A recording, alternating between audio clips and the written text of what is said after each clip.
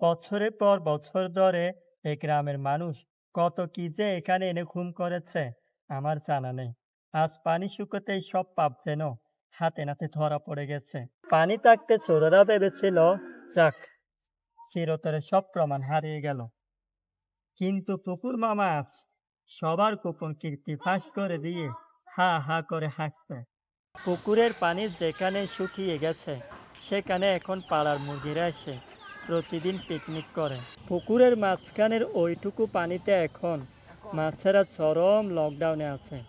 তারা কচুরিপানার ছাদের নিচে লুকিয়ে মিটিং করছে কবে নাগাদ বৃষ্টি এসে তাদের এই বন্দিদশা থেকে মুক্ত করবে।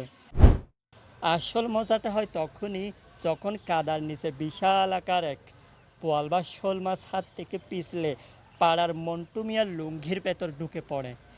মাছের গুতার ছোটে মন্টু মিয়ার সেই কি নাচ, আর চারপাশের মানুষের হাসাহাসি।